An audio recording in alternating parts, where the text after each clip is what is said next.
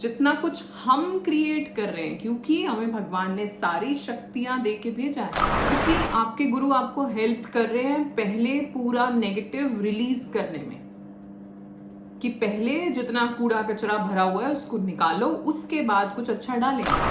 Black magic अगर आपके ऊपर हो रहा है, दैट मीन्स आपकी वाइब्रेशनल फ्रीक्वेंसी बहुत लो है। वो तभी हो रहा है क्योंकि आप उस फ्रीक्वेंसी को मैच कर पा रहे हैं। भगवान कृष्ण ने कहा कि ये तेरा दोस्त भी है, अगर तू इसके ढंग से काम करे तो, इसका ढंग से काम ले तो, और यही तेरा सबसे बड़ा दुश्मन भी है।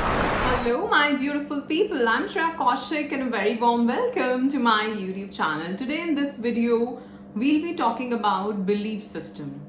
हमारा ये beliefs जो बनते हैं वो किस तरह से बनते हैं और क्या क्या इसका इफेक्ट होता है, किस तरह से हम इन बिलीफ से अपनी फिजिकल रियलिटी क्रिएट करते हैं। सो यहाँ पे हम बिलीफ सिस्टम्स की भी बात करने वाले हैं, यहाँ पे हम पास्ट लाइफ कर्मा की भी बात करने वाले हैं, और यहाँ पे हम लॉ ऑफ अट्रैक्शन की भी बात करने वाले हैं। ठीक है, तो सारे कॉन्सेप्ट्स आपको इस एक वीडियो में समझ आ जाएंगे। But before we proceed, if you're new to this channel, don't forget to subscribe and hit the red bell icon for any new notification.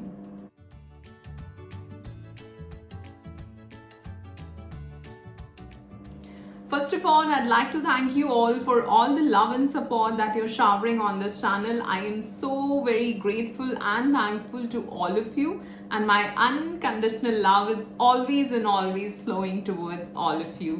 Thank you so much and bless you all. So इसी तरह videos को like करते रहें, share करते रहें, comments करते रहें, सवाल पूछते रहें। ऑलराइट, यहाँ हम और डीप जाने वाले हैं अपने बिलीफ सिस्टम में। सी, ये जो भी बिलीव्स हैं आपके, वो कहीं ना कहीं आपके संचित कर्मा की वजह से भी आ रहे हैं। सो जो आपका संचित कर्मा है पुराने लाइफ टाइम्स का, जहाँ पे आपने डिफरेंट चीज़ों को नोटिस किया, जैसे जैसे एक्सपीरियंसेस वहाँ भी हुए। सी, इसीलिए चाइल्डहुड ट्रॉमा अलग है और पास्ट लाइफ ट्रॉमा अलग है।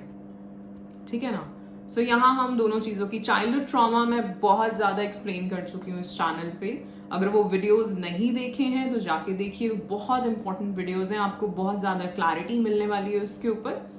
और दूसरा, पास्ट लाइफ के बारे में भी हम बहुत ज़्यादा यहाँ पे बात कर चुके हैं, कर्मा के बारे में भी बात कर चुके हैं, बट यहाँ मैं समझाने की कोशिश कर रही हूँ आपका बिलीफ सिस्टम। सो जो भी आप आज जिस तरह से भी, जो भी आपके बिलीव्स हैं, कहीं ना कहीं एक तो बचपन से जो कुछ भी हमने अपने घर में देखा, अपनी सोसाइटी में देखा, अपने कजन्स के साथ देखा, ठीक है, अपने फ्रेंड्स के साथ देखा, वो सब चीजें हैं।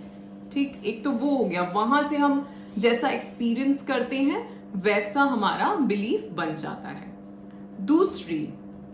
दूसरी चीज, जो हमारे कुछ बिलीव्स ऐसे हैं जो हम पास्ट लाइफ से लेके आ रहे हैं। सो पास्ट लाइफ में हो सकता है मैंने बहुत अमीरी देखी हो तो आज मैं उसी तरह से बिहेव करती हूँ। हो सकता है मैंने बहुत गरीबी देखी हो, बहुत प्रताड़ना देखी हो, तो आज मेरे अंदर वो फियर है, कहीं ना कहीं वो डर होगा। तो उसका रीजन सिर्फ चाइल्डहुड ही नहीं है, उसका रीजन पास्ट लाइफ भी हो सकता है। ठीक, अब बात करते हैं एनर्जी की, बात करते हैं ये फिजिकल रियलिटी क्रिएट कैसे होती है। सो सबसे पहले है आपका बिलीफ। सो इसको नोट करिएगा वन बाय वन। ऑलराइट, सबसे पहले ऊपर है बिलीफ सिस्टम। सो जैसे भी आपके बिलीव्स हैं, अब यहाँ दोनों चीजें लेके चलना, एक जो बचपन से बनते आ रहे हैं और एक जो पुराने वाले हैं। ठीक है, सो जैसे भी समझना चाहे समझो। पहले बिलीफ है और उसके बाद क्या आ रहा है, उससे आपके थॉट्स, वहां से सोच आती है। वो कहते हैं ना कि यार उसकी सोच ही ऐसी है। सोच क्यों ऐसी है? उसका माइंडसेट ऐसा है। वो माइंडसेट क्या है? वो बिलीफ सिस्टम है। ठीक है, सो ये हुआ बिलीफ सिस्टम आपका। वहां से आएंगे आपके थॉट्स, सोच आपकी। वहां से क्या, उस थॉट की एक वाइब्रेशन है, एक वाइब्रेशनल फ्रीक्वेंसी पे है वो थॉट। ठीक है, सो उस वाइब्रेशन से एक एनर्जी निकलेगी और वो जो एनर्जी है उससे बनेगी आपकी फिजिकल रियलिटी। ठीक है, सिंपल है, समझ आ रहा है? अब इसको और डीप में समझो। बिलीफ सिस्टम, थॉट से वाइब्रेशन, एनर्जी से फिजिकल रियलिटी। सो ये जो वाइब्रेशन है ये क्या है और ये एनर्जी क्या है? एनर्जी हम सब जानते हैं शक्ति है, ठीक है ना। अगर शक्ति नहीं होगी, अगर वो एनर्जी नहीं है तो आप कुछ क्रिएट ही नहीं कर सकते, ठीक है। और ये वाइब्रेशन क्या है?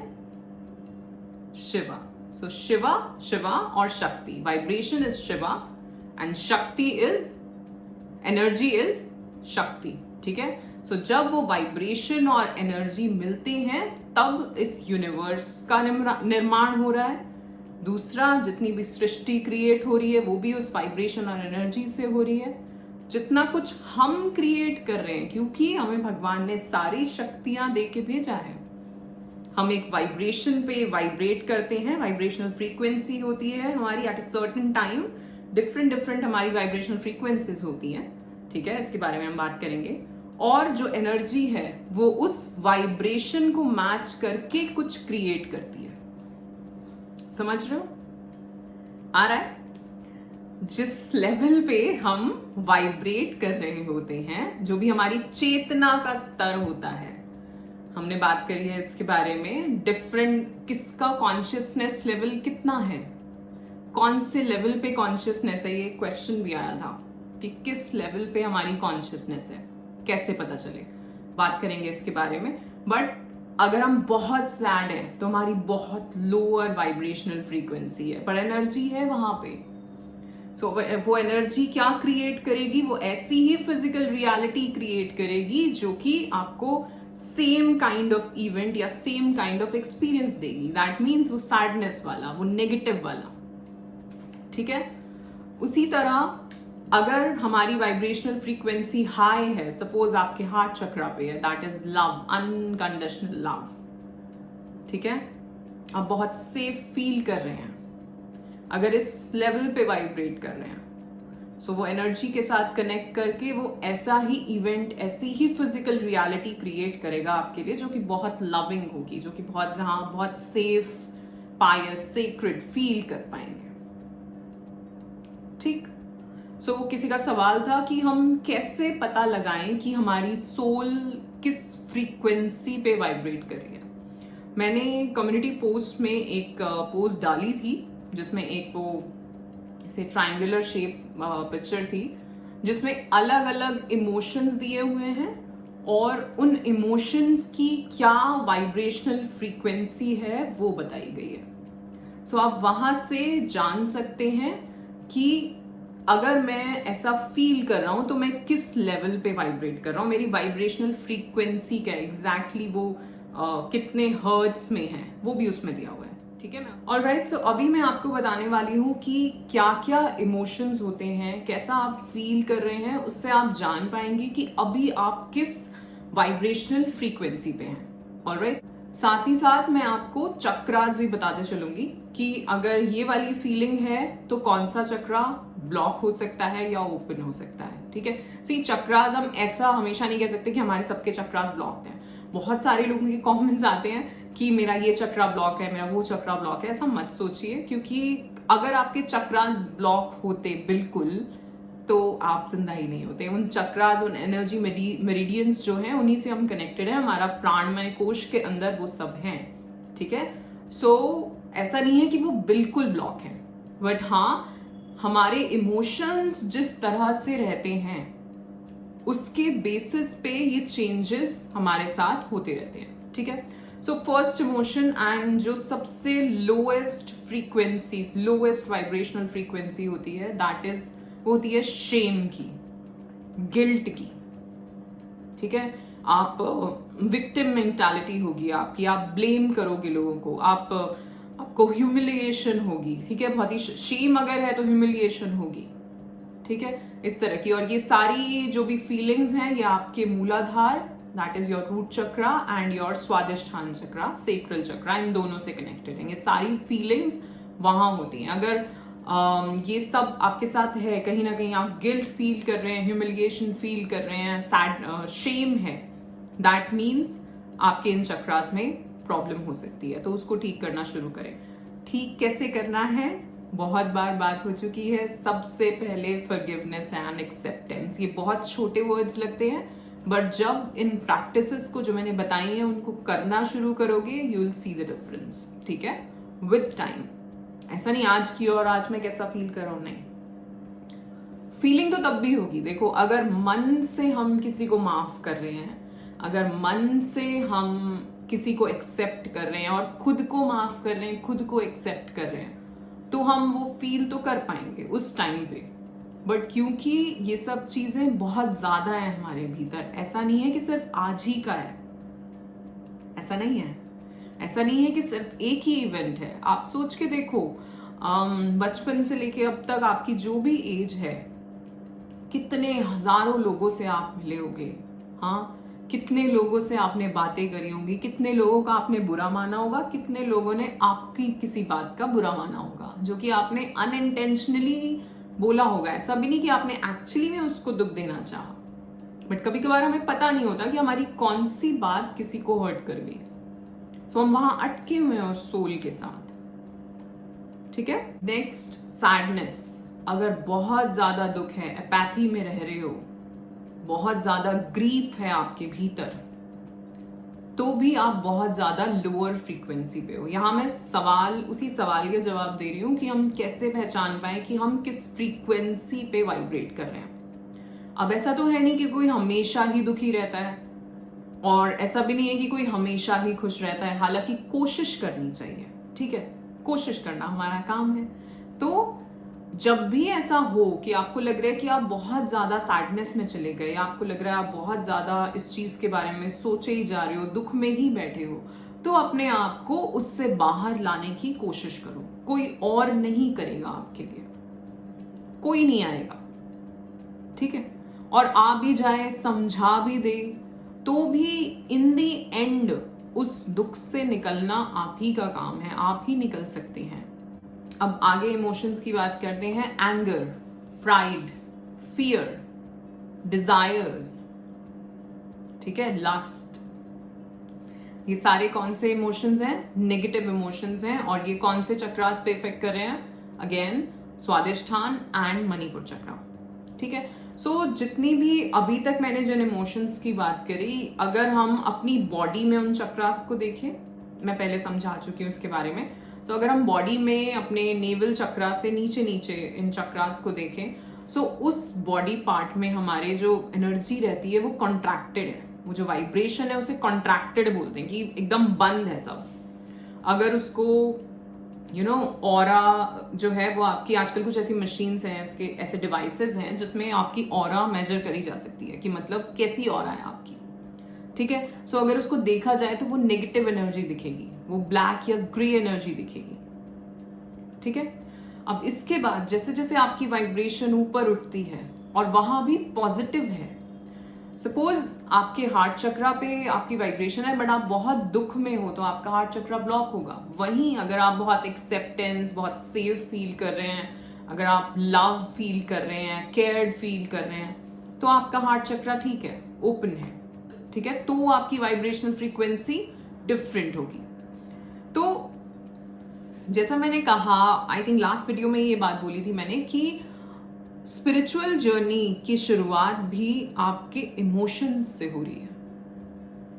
जैसा मैं पहले भी एक बार बात कर चुकी हूँ, कि बहुत ही मतलब कॉमन सी बात है कि जो भी कुछ क्रिएट हो रहा है, ये पूरा यूनिवर्स, पूरी सृष्टि एक इमोशन से ही क्रिएट हुई है, ठीक है।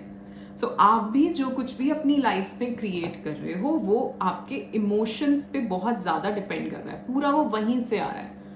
अब जो लोग इस चीज में नहीं मानते हैं, उन्होंने कभी नोटिस नहीं किया, उनके लिए समझना बड़ा मुश्किल है, इमोशन से कैसे मैं अपनी फिजिकल रियलिटी क्रिएट कर रहा हूं, ठीक है ना। यही लॉ ऑफ अट्रैक्शन है, कि जब लॉ ऑफ अट्रैक्शन की हम बात करते हैं तो हम क्या कहते हैं कि आप फील कैसा कर रहे हो, जैसा फील करना चाहते हो। सपोज आपकी कोई भी डिजायर है, suppose you want money, some amount of money, ठीक है।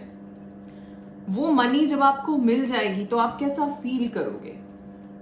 कैसा फील करोगे? हम बहुत इलेटेड होंगे, बहुत खुश होंगे। सपोज एक लॉटरी लग गई तो कैसा फील होता है? वाओ, यस, ये वाली फीलिंग, ठीक है। इस फीलिंग को, इस चीज को मैनिफेस्ट करने के लिए आपको उस फीलिंग में रहना होगा। पहले तो वो आपका बिलीफ होना चाहिए कि आप उस चीज को पा चुके हैं, बट उससे भी ज्यादा जो इंपॉर्टेंट है वो ये कि आप उस वाइब्रेशनल फ्रीक्वेंसी में वाइब्रेट करें। अब उसके लिए आप जो भी करना चाहते हो करो। आप कहोगे इतने पैसे के लिए मुझे मेहनत ही करनी पड़ेगी। अगर मेहनत कर रहे हो अच्छी बात है, लेकिन ड्रेन कितना हो रहे हो, तो कुछ टाइम उस चीज के लिए भी निकालो जहां आप उस वाइब्रेशनल फ्रीक्वेंसी को मैच कर पाओ। जब हम कोई चीज चाह रहे होते हैं, ठीक है, हम पूरा फोकस लगा के बैठे हैं। फोकस बहुत जरूरी है। तो जब हम कोई चीज चाह रहे हैं, हम पूरे फोकस से उसके पास उस चीज को चाह रहे हैं कि बस यही चाहिए, अभी मेरे दिमाग में कुछ नहीं चल रहा। अगर पैसे की बात है, अगर मेरा कोई गोल है मेरे बिजनेस से रिलेटेड या मेरी जॉब से रिलेटेड कि मुझे ये जॉब चाहिए, इस कंपनी में चाहिए, क्या पोजीशन चाहिए, जितना क्रिस्टल क्लियर हो सकते हो उतने क्रिस्टल क्लियर हो जाना। मैं जब ये कोर्सेज कराती हूँ तो उसमें पहले inner child healing, subconscious mind programming, जैसा मैंने पहले भी डिस्कस किया आप लोगों के साथ, कि उन सब चीजों के ऊपर काम होता है। सेकेंड मंथ से मैनिफेस्टेशन के ऊपर काम होता है।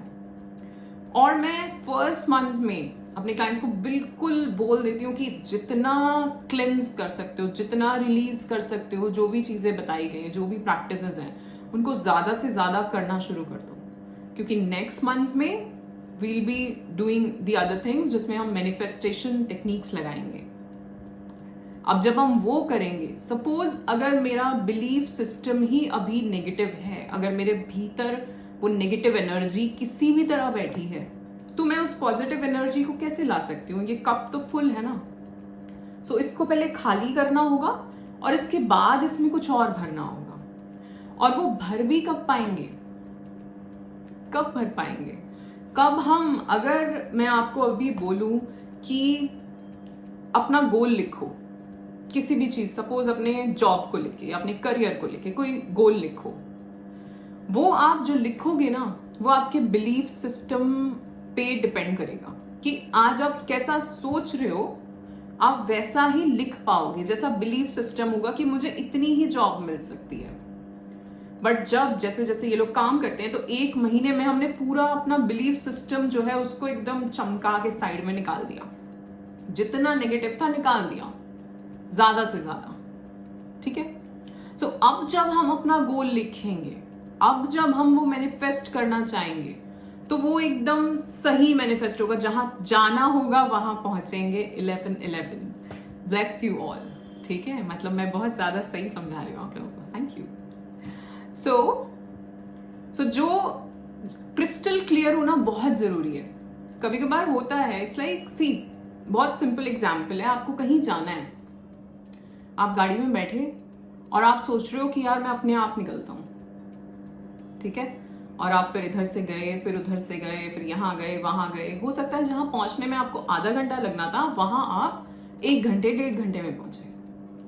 यही आपने अपनी गाड़ी में, अपने फोन में जीपीएस डाल दिया, अब वो आपको शॉर्टेस्ट टाइम में पहुंचाएगी।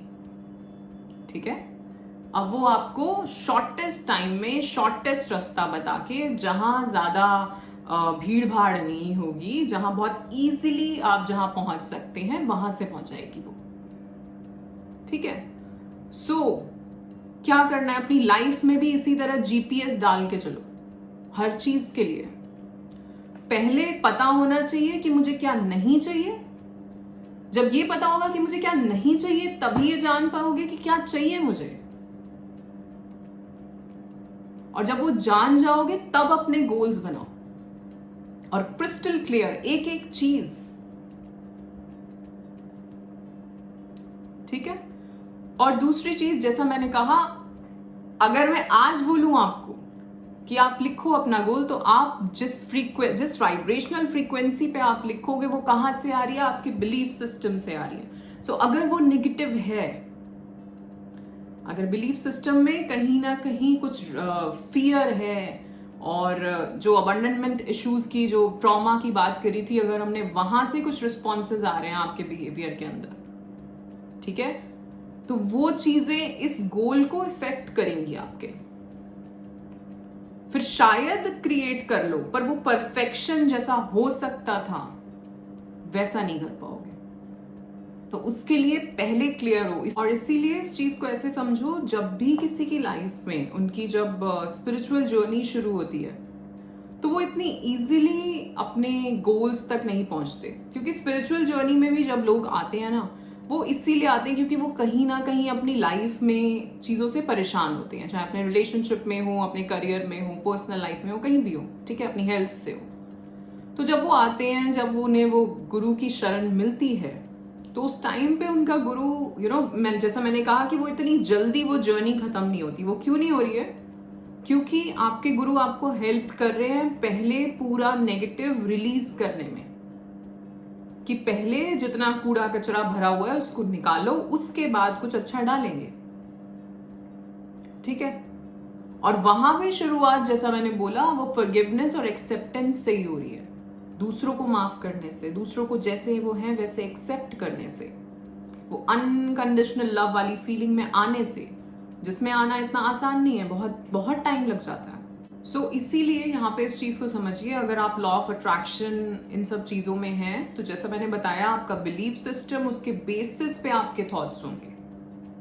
लोग कहते हैं ना कि मैं नेगेटिव सोचता हूं तो बहुत जल्दी क्रिएट कर लेता हूं, पॉजिटिव सोचता हूं तो इतनी जल्दी क्रिएट नहीं होता। क्यों? क्योंकि वो मैच ही नहीं कर रहा उस फ्रीक्वेंसी को। अगर मैं पॉजिटिव सोच रही हूं कि मुझे ये चीज चाहिए और मैं इस टाइम पे कितनी खुश हो जाऊंगी, क्या मैं उस फीलिंग में आज हूं? अगर हूं तो मैं इसको मैनिफेस्ट कर पाऊंगी, अगर नहीं तो ये नहीं होगा। सो अगर आपने नेगेटिव सोचा, नेगेटिव की फ्रीक्वेंसी बहुत लोअर है, ठीक है। सपोज ये आपने नेगेटिव सोचा, इसकी फ्रीक्वेंसी बहुत लो है, और साइड बाय साइड आपने कुछ ऐसा, आप उस फ्रीक्वेंसी में अगर आए तो वो बहुत जल्दी वो चीज आपके पास आ जाएगी, ठीक है।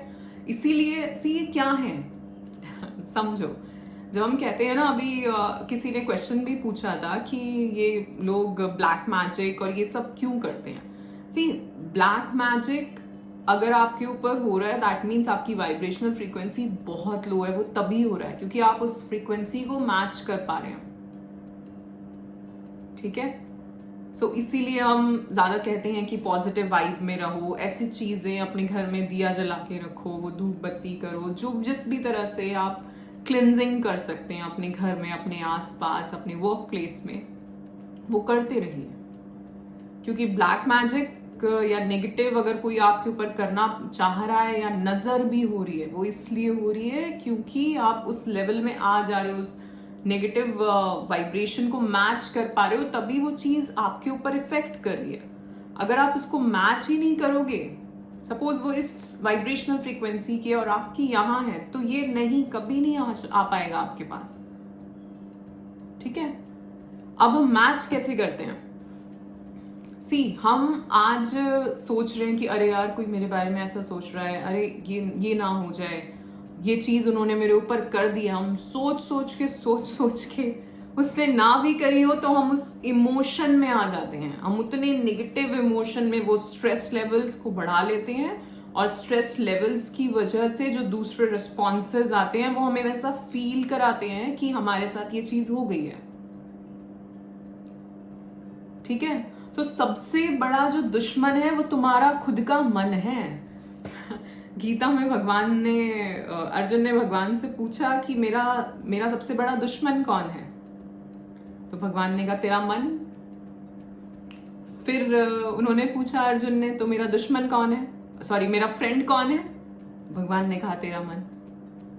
तो ये कैसे? तो भगवान ने समझाया कि अब ये जो चल रहा है ये मेरे मन में ही तो चल रहा है ना, कि किसी ने कुछ कर दिया मेरे ऊपर। मेरा मन ही मेरे को उस फियर की तरफ ले जा रहा है, और धीरे धीरे मैं उसको खुद ही क्रिएट कर रही हूं। तभी जब हम कहते हैं ना कि ग्रैटिट्यूड लिखो, अपने आप को अप्रिशिएट करो, हम क्या कर रहे हैं? हम अपने दिमाग को एक डायरेक्शन दे रहे हैं कि ऐसा सोच। एक स्टोरी है, आपने सुनी होगी, कि एक कोई राजा था या कोई भी था, तो उसको एक जीनी मिला, ठीक है, जैसे हमने बचपन में देखा वो अलादीन वाला जीनी। वो मिला। तो उसने कहा जीनी ने कि तू मुझसे जो काम करवाएगा मैं तेरा कर दूंगा, ठीक है, बट शर्त एक है कि तू मुझे हमेशा काम पे लगाए रखेगा। अगर तूने ऐसा करा, कभी 1 सेकंड भी हुआ कि मेरे पास काम नहीं है, तो मैं तुझे ही खा जाऊंगा। तो उस बंदे ने सोचा अरे बहुत काम है, मैं तो करवाता रहूंगा तुझसे काम। उसने कहा ठीक है डन, डील हो गई। सो अब उसने जीनी को बोला कि मुझे इतना सुंदर बना दे, उसने बना दिया। फिर बोला मेरे लिए घर बना दे, उसने बना दिया। फिर बोला मुझे बहुत अच्छी पत्नी दे दे, उसने दे दी। बच्चे दे दे, पैसा दे दे, घर बार दे दे, नौकर चाकर दे दे। वो चीजें एकदम सेकंड्स में वो क्रिएट करता रहा, ठीक है। सो उसने सब कुछ क्रिएट कर दिया उसके लिए। अब जब इसे लगा कि यार ये तो सब कुछ कर रहा है, मुझे खा जाएगा, तो उसने अपनी बेटी से पूछा कि ऐसा ऐसा है तो मैं क्या करूं, इसको कुछ ना कुछ तो काम देना पड़ेगा, नहीं तो हमें ही खा जाएगा ये। तो उसने कहा कि आप इसको उसने एक ऐसे बड़ा सा स्तंभ दिखाया, ठीक है, एक पिलर, और उसने कहा इसको बोलो कि ये इस पे चढ़े और उतरे। इसको काम ही चाहिए ना, उसका लेवल वो तो है नहीं कि ये भी कोई काम है क्या, उसको तो जो भी हम काम देंगे उसका तो है कि हाँ जी सरकार मैं करता हूं। तो उसने कहा कि इसको बोलो इस पे चढ़े और उतरे। सो अब इसने इसको जैसे काम अपने सारे खत्म हुए, ये इसको बोलता कि चढ़ो और उतरो। और फिर जब उसे कोई काम होता तो काम के लिए बोल देता, जैसे ही वो खत्म होता ये चीज बोल देता, ठीक है। सो अब ये जीनी क्या है समझो, ये जीनी हमारा मन है। तो हम या तो, जैसा मैंने पहले भी बोला था, कि या तो हम इसकी जो लगाम है वो अपने हाथ में ले लें कि हम इसको अपने हिसाब से चलाएंगे। तो तुम क्या सोचे जा रहे हो पूरे टाइम, ये तुम देखो, अपने आप को, अपने उन थॉट्स को पकड़ो और फिर दूसरी तरफ ले जाओ उसको, ठीक है।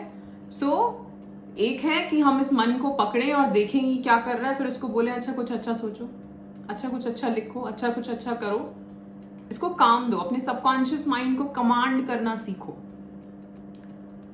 और दूसरा, अगर ये इसको तुमने 2 मिनट के लिए भी छोड़ा तो ये अपने हिसाब से चलेगा, फिर ये ऐसे काम करेगा, वो वैसा ही हो जाएगा कि हमें ही खा जाएगा, हमारे लिए ही नेगेटिव हो जाएगा ये। तो इसीलिए जैसे भगवान कृष्ण ने कहा कि ये तेरा दोस्त भी है, अगर तू इसके ढंग से काम करे तो, इसका ढंग से काम ले तो, और यही तेरा सबसे बड़ा दुश्मन भी है, ठीक है, समझ आ गया। तो हमें इसे काम पे लगाए रखना है। एक और चीज, ये जो हमने बात करी स्तंभ की, कि हम इसे बोले कि ऊपर जाए और नीचे जाए, ये स्तंभ क्या है, इसको इस तरह से समझो कि जब कुछ नहीं हो रहा, सपोज अभी तुम्हारे पास कोई काम नहीं है अपने मन को देने के लिए और कुछ नहीं है, ना नेगेटिव ना पॉजिटिव, तो मंत्र जप।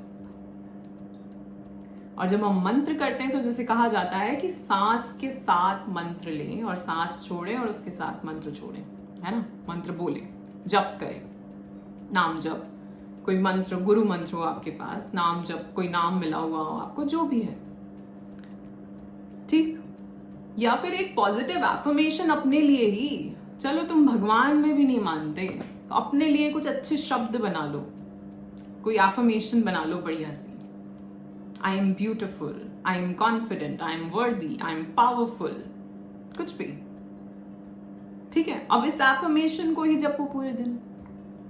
तो सांस अंदर गई, एफर्मेशन, सांस बाहर आई, एफर्मेशन, या आपका मंत्र या नाम जप, जो भी। सो ये जो बॉडी है ना हमारी, ये चक्रास, इनको इस तरह से देखो, हमारी बैकबोन वो स्तंभ है। और मैंने बताया हमारी बैकबोन में ही हमारी तीनों नाड़ियां जो मेन है, ईड़ा, पिंगला, सुषुम्ना, और सुषुम्ना में हमारे सारे संचित कर्मा हैं।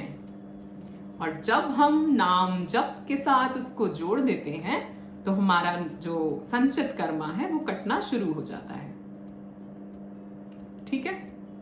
नाम जप से बड़ा कोई साधन नहीं है कलयुग में, ये मैंने पहले भी बताया था, नाम जप से बड़ा कोई साधन नहीं है, मंत्र जप, ठीक है।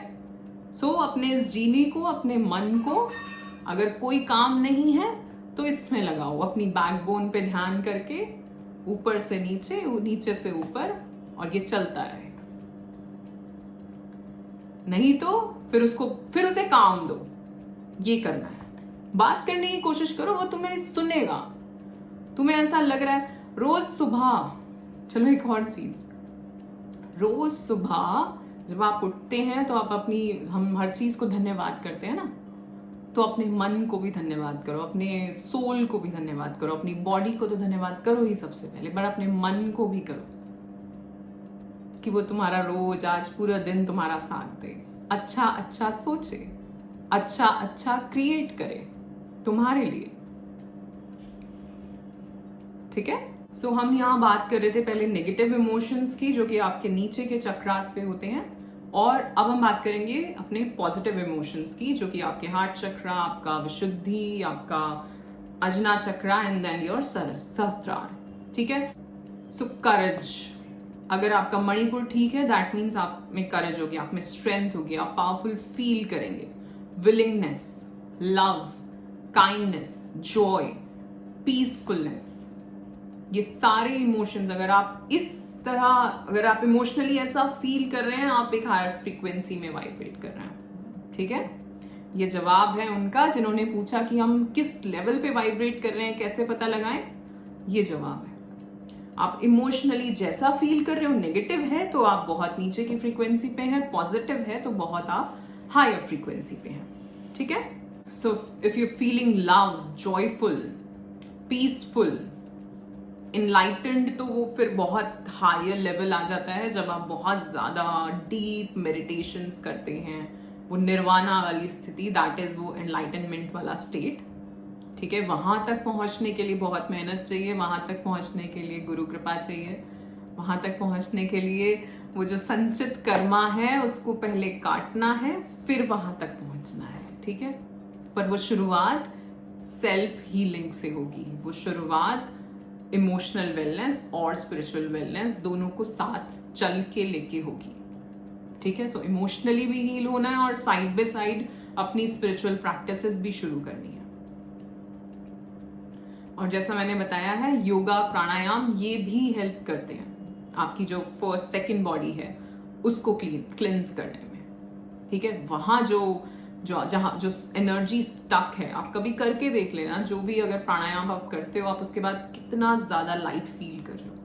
All right, so that's it for today. आज के लिए इतना ही। बहुत सारी बातें हुई इस वीडियो में, हालांकि मैं सिर्फ बिलीफ सिस्टम थोड़ा समझाना चाह रही थी, बट मेरे साथ ऐसा होता है, मैं एक टॉपिक से कहीं और पहुंच ही जाती हूँ, सो दैट्स ओके।